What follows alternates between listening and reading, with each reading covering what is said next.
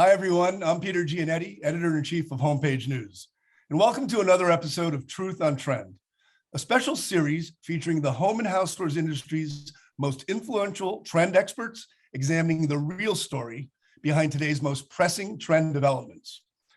I'm joined once again by my Truth on Trend co-host, Tom Mirabli, founder of Springboard Futures and trend forecaster for Homepage News and the International Housewares Association. Our special guest today is Leigh Schwarzkopf, co-founder of Project Partners Network and a leading industry advisor on product and brand innovation strategy. Leigh is a foremost authority on licensing. And in today's episode, she and Tom will break down the resurgent licensing opportunity in home and housewares. Welcome to Truth on Trend, Leigh. Tom, nice to see you again. Let's get rolling.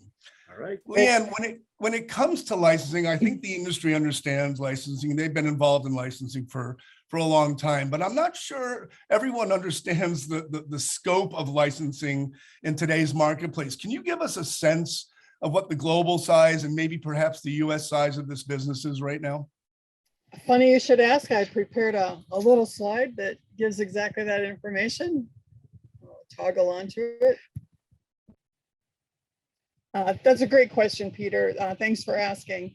I agree. I think many people don't quite understand the entire scale of the licensing industry. The new data that is being published just this week at the end of July is indicating that there's a $315 billion business being done at retail, which is up almost 8% over 2019. Housewares is a significant piece of that, with home decor even more at 3 times. When you distill it down to the US, housewares represents about $4.3 billion and home decor about $20.5 billion. Property types are all over the map, but the key ones for licensing are corporate brands, entertainment and character, and publishing. And you can see those manifested across all the different categories. So Liam, when you say corporate brands, you're talking about like Levi's for Target. That's what you mean by a corporate brand. Right. I'm saying it could be something like, Better Homes and Gardens. That would actually be in the publishing thing. But corporate brands could be Betty Crocker for bakeware. It could be Oreo for their new line of bakeware, things like that. Clarify that. Got it. Yeah, I mean, when I look at this, Peter, one of the things that occurs to me immediately is home decor is typically one of the constant traction problems in that has been it's home decor brands it's hard. They're not usually branded. Home decor is not usually branded. Okay. I mean, when you ask yourself, can I think of a home decor brand? It's really hard. And when you look at this, you really see if they're able to take $20 billion away from this, and we're only at 4.3, then the opportunity for housewares is huge. This is product that's in our hands every day. So it should be brands mean even more in that type of situation. Yeah, and exactly. I think the growth really speaks. And I think the growth really speaks to consumer expectations in the marketplace to interact with brands they love, with products they love, with characters they love. Mm-hmm. And I think the rise of things like the Star Wars waffle bakers or the NFL popcorn maker are indicative of that. I mean, I think people want to celebrate what is important to them and bring it into their homes. Right. And Leigh, just to clarify, that research is from a Licensing International global study that just... Licensing International just did a global study. It was being released the last week of July in 2022. So it's very recent data. Thank you. Yeah, you talk about why certain licenses are popular in working with consumers, but is there a main purpose that a license serves in today's kind of unique omni-channel environment? What are some of the factors that are driving the acceptance of licensed properties right now? I think it's differentiation. I think it's that old surprise and delight. It's something that makes people feel great. I mean, some non-housewares examples, but if you think about recently, Balenciaga has partnered with The Simpsons to do a runway show, or Fenwick has partnered with Pokemon to do, a store takeover and things like that. It's helping them create licensing as a way for them to connect with new audiences and to bring new energy to the brand. Similarly, you've got consumers who are looking for guidance and support, and we've all been watching in cookware and bakeware and housewares how the skill set has kind of declined over the years, and there's this renewed interest. I read something yesterday that from YPulse that among the audiences they study, 70% of the people who took up cooking during the pandemic intend to continue. And there was 59%, almost 60% of those people said they're even more passionate about it now than they were when they started doing it. They're looking for new recipes, they're looking for new inspiration. They're doing scratch cooking, they're doing fusion in a different kind of way, where it's that, if you remember Sandra Leigh and the semi-homemade, it's like they're going to take maybe a packaged piece and then add something to it to make it their own. But that passion is something that I think is out there, and it's something that brands can help deliver on, whether it's a legacy brand like something we're used to seeing for 100 years in the kitchen, or it's a brand that is an influence or something like that. So that whole thing is shifting a little bit, but it's not going away. It's really exciting. Interesting to hear you talk about this, Leigh, because to me, Peter, I'm sure you've seen this too. It's like there's a sea change in what, and I love the way you use the word legacy. There's a sea change in what being a brand means right now. It Right. used to be you worked and worked and worked to make sure that your brand was known for these three things, but your persona, your ethos was what you wore out on your sleeve as a brand. And you didn't, now the modus, and I've said this before, the objective is not for a brand to say, first it was like, this is who we are and you want to be us. And then it turned into, we get you. We know what you want to be and we're going to help you be that. Now it's very much, we are you. Good brands say we are you. And the way to prove that is through licenses. It also proves what people think about themselves, which is we as a brand can evolve. We're not the same. So these partnerships that Leanne is talking about is something that is an important idea for housewares, aligning yourself with an ongoing flow and a stream of connections and reinvention that still orbits around a set of core values and core ethics, so to speak, brand ethics that are what you are. But these licenses and other brands sort of support that. Yeah, I'm sorry. I'm glad you added that at the end, Tom, because that is so critical, that authenticity piece. If you don't have that, people are just going to glaze over and they're going to say, oh, it's all about money grubbing. It's not about engaging. It's not about making people happy. You both have spent a lot of time in some of your collaborations, and I've seen them at the Inspired Home Show. It all comes down to trust. And I mean, you mentioned differentiation, Leanne, you mentioned the passion. Tom, you talked about that connection and how it's really personal. But at the end of the day, the license is kind of a quick way to get to trust with that consumer. Yeah, and that's across, in my experience, it's across the board on licenses, whether it's a Stanley Black & Decker and you know that it's going to perform a certain way, or it's a celebrity chef that you know is going to have the results that you want. There's a trust in there that if I spend the time and the resources to achieve this result, it'll happen. There's still a fear of failure out there, so a license helps diminish and reduce that fear.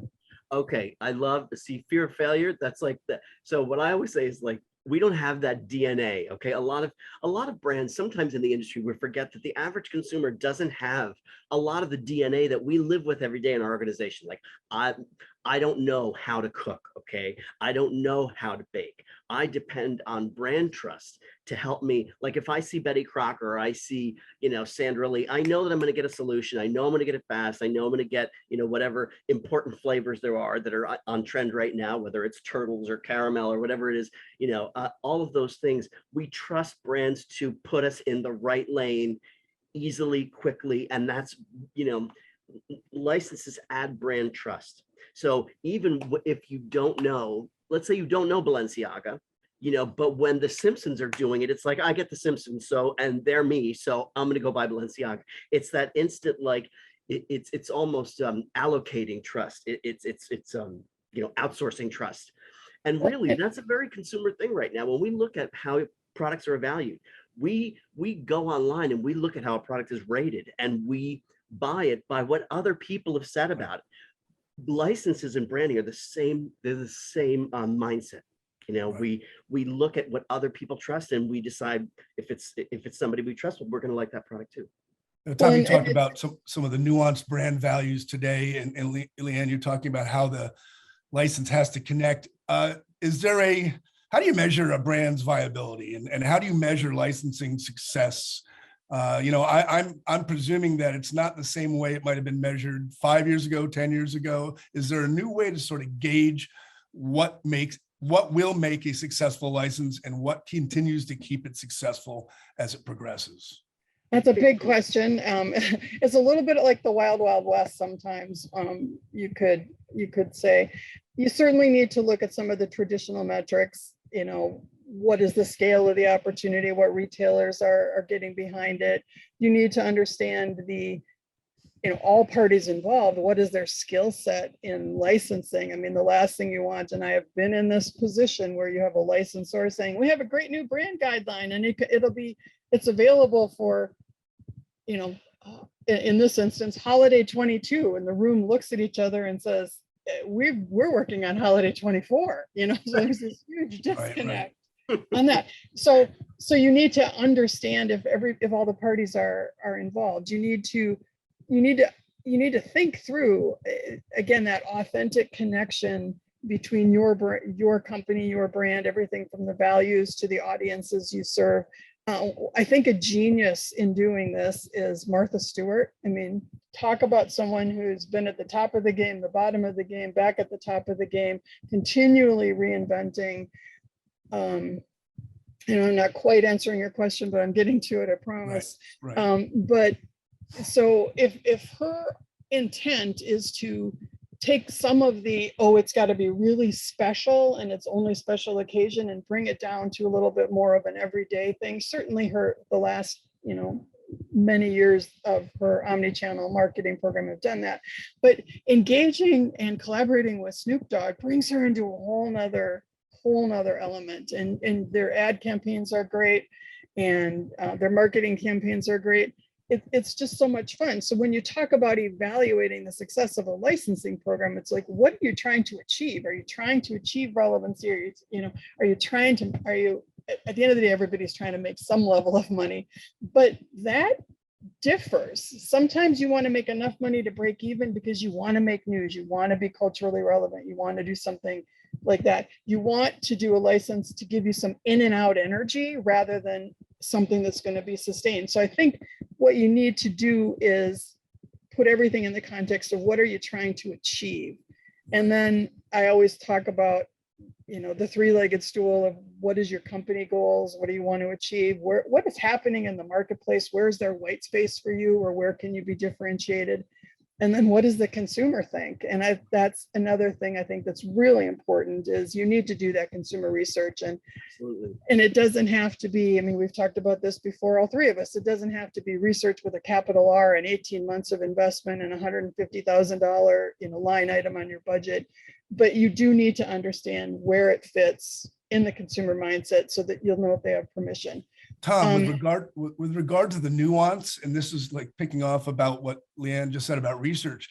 Research is an ongoing process right now. It's a fluid process, and maybe that's how you're able to capture some of the nuance of why certain licenses are connecting with certain consumers right now. Yeah, it's definitely nuanced, but it's also I love the fact that you're using that word because it's perfect, but it's also dimensionality. So Right. It's like what you said at the beginning about, brands, especially in housewares, brands were traditionally known for reliability, function, and I think that functional aspects are what we concentrated on. Right now, it's more than functional. It's social. It's environmental. It's what's your position on social responsibility. So everything that consumers expect brands to have a POV. Right. They expect brands to be saying what they believe, living what they believe, just the way a person lives what they believe. It's interesting. I was just listening to an article or reading an article on the personification of brands, seeing the way people see brands as people.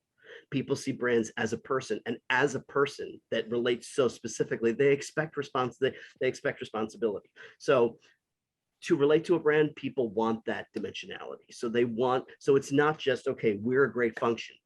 We're a great function. We're also a food specialist. We understand foodie trends and we're going to share them with you. We understand social responsibility. And so we're going to connect to something you care about. It's important evolution, Right. that those social connections are not always about, like, the industry used to just, okay, we'll go, hydration companies will go after environmental water related things, and cookware companies will go after providing food to underserved populations. Not that those aren't important, but but consumer research can point you to is, what do consumers really care about? They're Right. not looking for a necessarily like close ancillary connection. They're looking for what they care about today, and that may be racial justice. Right. Right. That, so it's important to keep an eye on on what those things that are important, and not be bound to. And I think what's interesting is license reactions used to be sort of one-dimensional. You see the product on the shelf, or you see it in some form, and you kind of have that immediate response to a product.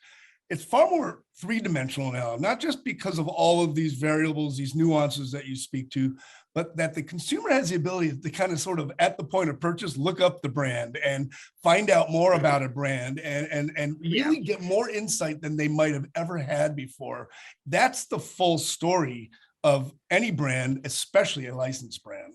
Absolutely. And it's not just the brand, it's the manufacturer. And that's why Right. it's so important to do your homework and make sure that you are aligned on your brand values, on your marketing messages, and your actions, because there's so much, what's the term, greenwashing. I mean, you don't want a brand to stand for one thing and then the licensee to be, or the other way around, to be doing something that consumers perceive as greenwashing, and then the whole thing could implode. The other thing I want to, oh, go ahead. No, Leanne, finish up your thought. Go ahead. I was going to say, the other thing I want to, when you were talking about it, it's fluid and there are nuances to the research around licensing.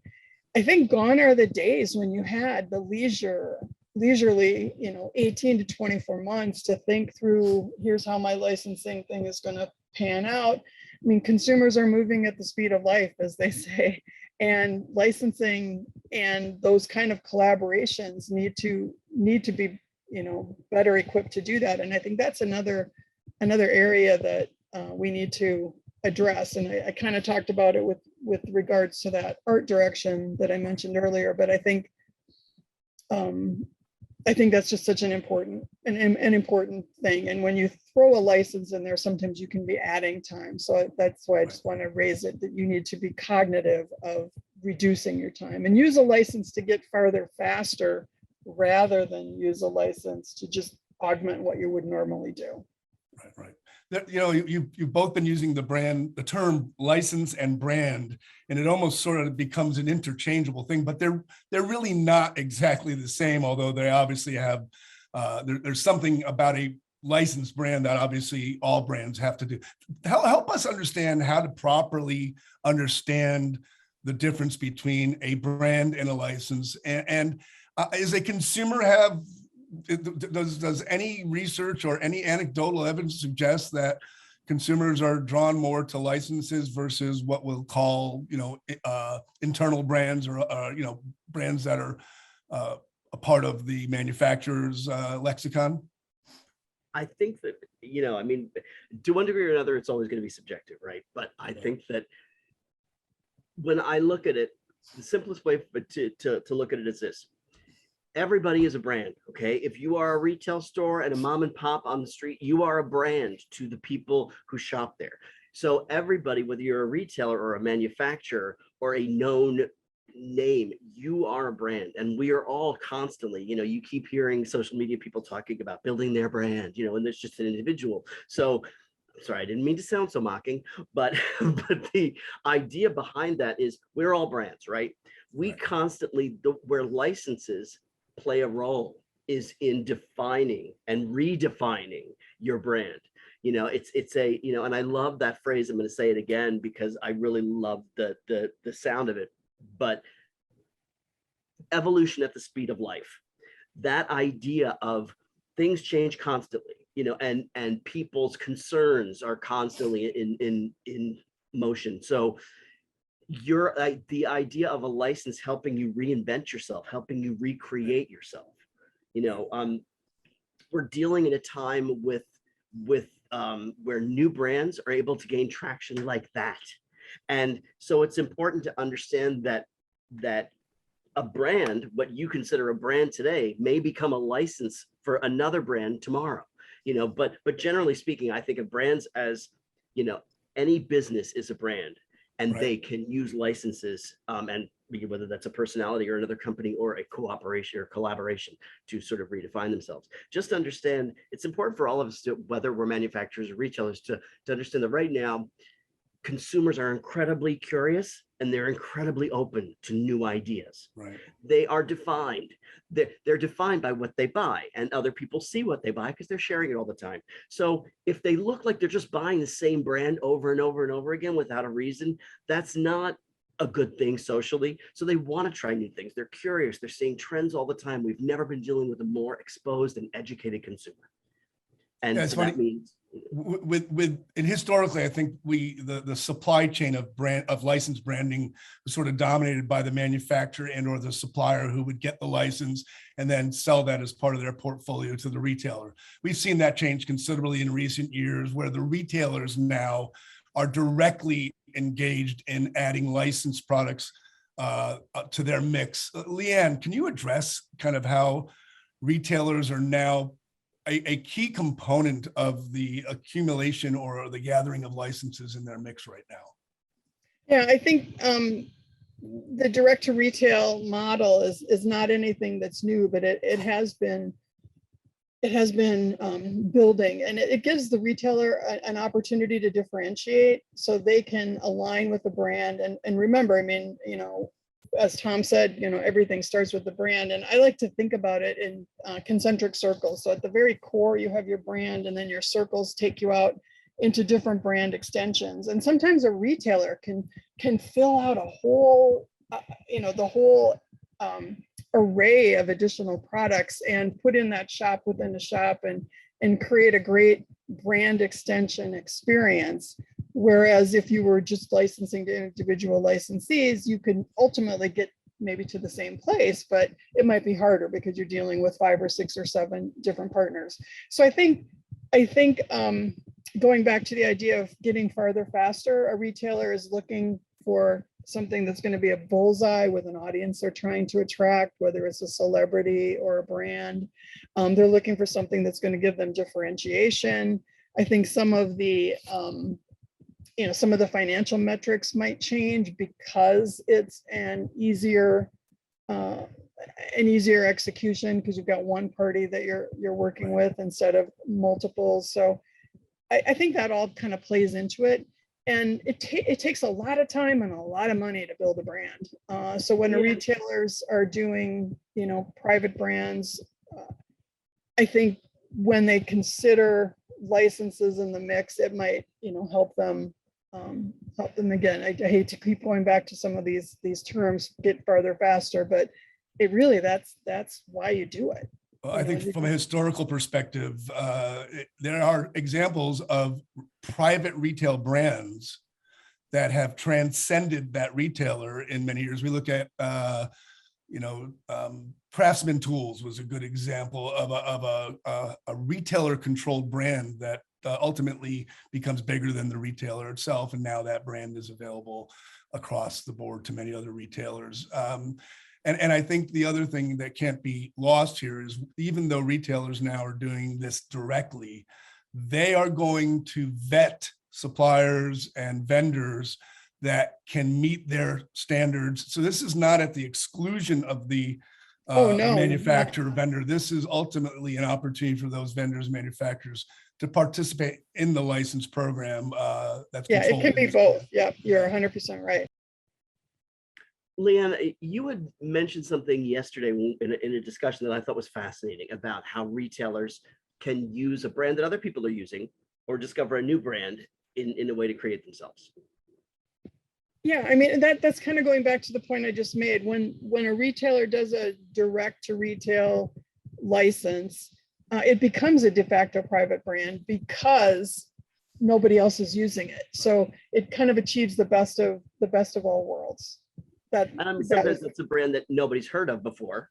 Oh, absolutely. It could be something that nobody's heard of. It could be something, that like is a celebrity. It could be a different point of view on something. I mean, you think about, Could be a category where it's just yeah, you think about, or it could be a good, better, best differentiator. I mean, you think about Ralph Lauren. I mean, you've got Ralph Lauren on Madison Avenue, you've got Polo in some places, and you've got RL and Kohl's, and so it helps differentiate that way. Well, I think a retailer actually has the ability, more so than a vendor, to take a licensed opportunity with a fairly niche built-in audience, but because they control share of market, by bringing that into the retail store, website, whatever, they now can expand the scope of that maybe slightly narrower licensed property to a wider audience, whereas vendors who are getting involved in licensing products that they're going to sell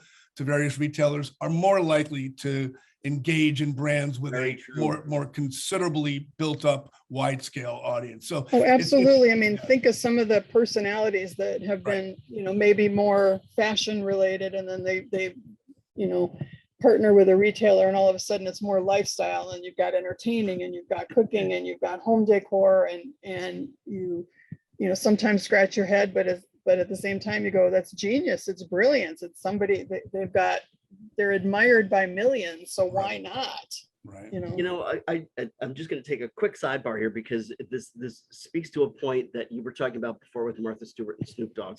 There's a certain point where, as a brand, like when you look at Bic lighters and the ad that they just did, where you've got Martha Stewart and Snoop Dogg, and they're both lighting up, and she's lighting up a grill and he's obviously lighting up a doobie, and it's like they're two separate worlds. There's a social unity that creates, that it's like, where you've got older generations thinking, well, you know what? Maybe everybody who lights up isn't a total stoner. I mean, Martha clearly loves this guy, and you've got, younger generations saying, maybe it's cool to grill. I guess grilling's cool because Snoop Dogg's there. But that unifying, there's a social unifying there that is not only priceless, but it's responsible. It sends a message that as a brand, Bic is where, Bic cares, they're living their own brand, and they're evolving their own brand, And I do love some of those, again, surprise and delight, some of those collaborations you look at and you go, oh, wow, that's just so fun. That's genius. And it gets you talking. I mean, whoever would have thought, the Grey Poupon ice cream, it came in and came out. But it's fun, and people were talking about it, everywhere you can possibly imagine. We're talking about Grey Poupon ice cream, and that kind of thing is happening all the time. And I think there's a different place in licensing. And I'm trying to bring this back to housewares for more in and out, but I do think there are, in and out, certainly for home deck and stuff like that, and maybe and housewares too. But I think there's an opportunity for more in and out, more timely kind of things. Williams-Sonoma is, I mean, I'm not trying to send a lot of brand love, but Williams-Sonoma is just the first thing that comes to mind, the way that they handled Star Wars last year, the year before. Oh yeah. Where it's like, next thing, it's like Instant Pot's hot, so we're going to connect that with R2-D2 and Darth Vader and create that, and they always do like a good, better, best. So you've got like the spatula, or the turner, and you've also got like a high-end small electric, but they're in and out of that, it's like, yeah. And if you're like me, you wait and go, oh, I'll go next weekend. You get there and it's out of stock. Right. What's even more important to that, Tom, is I think there might have been a time where people thought a brand or a property like Star Wars may not have fit inside of Williams-Sonoma. Absolutely. And you're right. that's this sort of inclusive aspect that you're talking about, right? There are opportunities to sort of break the barriers as long as the product is well positioned for that core customer. We live in this ultra mass market right now. It's very hard to see the boundaries between retail channels and even sort of lifestyle channels right now. And I think that's a good example of the transcendent opportunity that all brands might have in this marketplace right now. Oh, absolutely. Absolutely. Also, I mean, you look at like Genuine Fred, okay? It's a company that does housewares. They just introduced a new line at the Atlanta show, a gift show. Okay, they just introduced a new line for, that was Netflix Stranger Things. Okay, they have sponges, they have dishwasher like clean dirty things, they have all of these housewares items. And so I called somebody up over there and I was like, how did you decide what they did was they selected their best-selling items, the things that required the least tooling, and then applied the brand to that. I mean, and this is the first license that they've done. They don't do that. So to reach out and say, you know what, we need to be relevant, we need to be this, and to, do it smart and strategically, where you're like, okay, we evaluate the opportunity, we look at the consumer, like Leanne said in her three-legged stool. We looked at the consumer, we looked at what our brand will tolerate, but there's a tremendous value in it, and they did it smart. They didn't do something that required a lot of tooling. They just and that's a way to get over that 18 to 24 month thing. It's like, how do you find things that you can do smart, that you can be timely and topical that'll help you reach new audiences and things like that. And licensing is a perfect venue to do that. And when we talk about the evolution of licensing, Leanne, I think, or Tom, one of you mentioned the pandemic briefly earlier on, and I'm curious. You showed some significant numbers early on, and during the pandemic, licensing has continued its dramatic sales growth. But are there some things that the pandemic has done to sort of cause a shift in the licensing business, made certain things sort of more popular right now, or have the potential to sort of connect that may not have happened right before the pandemic? I think that, especially in home decor and stuff like that, I think, there was the biggest category was entertainment and characters and things like that. And I think there was a huge nostalgia play there. And I've heard it said that nostalgia is the comfort food for the soul. And I think during the pandemic and even now, I mean, people are kind of pulled back and said, what is going to make me feel joy again? What is going to make me feel calm and comforted again? And I think licenses played a big role in that. Do those nostalgic opportunities will they tend to be a little shorter term, or are they going to perhaps have the ability to stick a little bit longer in the aftermath of this? I think it depends on the property. Some of them are sticking. I mean, you've got, Friends came out of left field. I mean, Friends was always there, but then Friends came out of left field, and it's like there's Friends licensed product everywhere. I mean, you even see Friends crock pots and stuff like that because Monica was a chef, right? Right. And then you've got this whole generation of people, excuse me, who are starting households now, who grew up with a different, they grew up with, different television shows. So, things like the Nickelodeon 90s, the Rugrats and the Wild Thornberrys and all that kind of stuff. So those kinds of things have seen a resurgence. I think the core of that question and the longevity speaks to the knowing your audience. Who you want to go after. I heard a great presentation by the folks at NPD at the last Sweet and Snacks Expo, and he reinforced that tremendously. He said, if you're going after nostalgia for 30-year-olds, it's there. There's a huge, opportunity, but it's not the same nostalgia as for the 60 and 70-year-olds. So you've got to get out of that mindset. And to what you said earlier, Tom, we tend to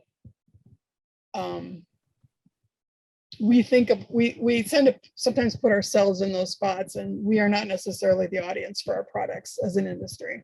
I think the pandemic had the effect of, and it will echo onwards for a long time. A lot of generations sharing traditions. They were sharing traditions of cooking. They were sharing traditions of comfort food and reinventing them. They were sharing traditions of media. So you had like I Love Lucy being rediscovered and shared down, and then that was, you really have to look at that sort of homogenized media landscape and say, okay, there was I Love Lucy, people were sharing it. At the same time, there were 2 movies out about Lucy, and you could say the same thing about Van Gogh designs. And there were 2 movies out about Van Gogh's life. And at the same time, there was big exhibitions at the Met and at the Van Gogh Museum, and then that dimensional thing that was in 2 cities, so you really have to sort of say, okay, this is all creating a vibe of what's important. And then, as Leanne said before, evaluate how long that's going to last. Can I get in there fast enough? Well, there's this and need to like have Fred an said. enter strategy, but also Exactly. understand the exit strategy as well. Absolutely. Absolutely. And have a greater alacrity, a greater flexibility about what that can be.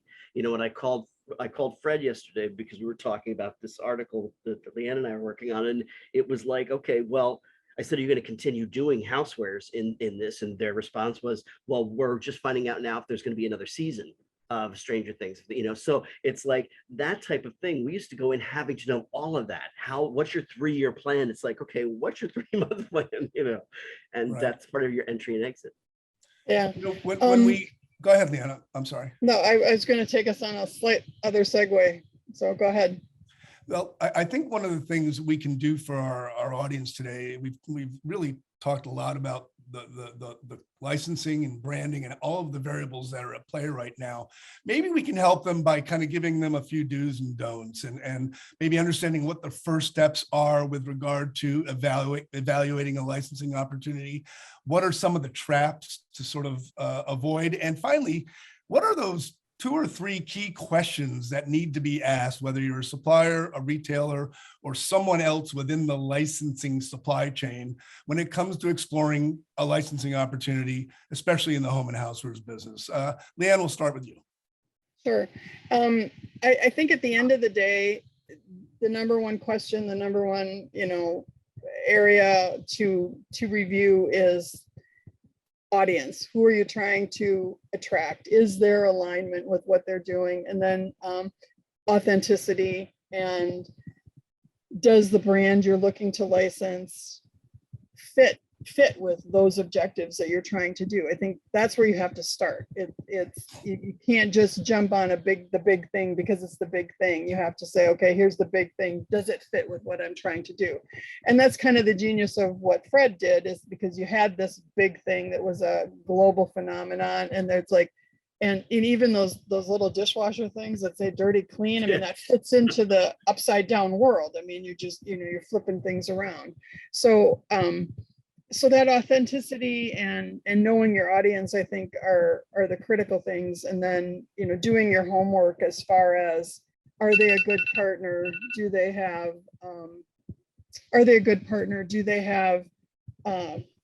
programs in play? Are they receptive to the kinds of things you're looking to do? Do they have retailer traction where you want to have retailer traction? I mean, and then, so that's on the licensor side. And then, on the consumer side, it's like, do consumers see that connection? I mean, you might see it, but there's a lot of brand people and manufacturing people that they talk to themselves. They think, oh, we think this, but they never, it's with the point of view of an industry expert who's been in the field for a long time. So again, go back to your audience and Right. what do they think? So those are, I kind of molded them all together. Sure. But those are my big ideas. I would Tom, agree with some all of that, and final maybe thoughts? add Yeah. one thing, and that is, don't just think about who you are and who you want to maintain, but who do you want to be?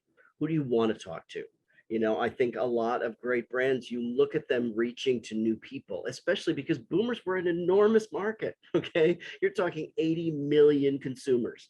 And now it's like, if you're going to capture, so right now, even millennials, 80% of millennials will have children within the next 5 years. You're going to be looking at 80% of them having children. What does that do to your lifestyle? What does that do to the brands what does that do to your household and the way you look at home and housewares? So when, think about who you want to attract and not just who you're attracting today. We live or die by evolution, right? Brands are the same way. Yeah, it's funny. The brand is really not about the company. It's about the consumer. Oh, And absolutely. Absolutely. licensing, I think that has to be the preeminent point of view that you go into it. I think that can get And lost Peter, how sometimes. new is that, what you're saying? I mean, Yeah. it's funny, you just said it and it struck me as I was immediately, but that's at the core of this truth, right? Yeah.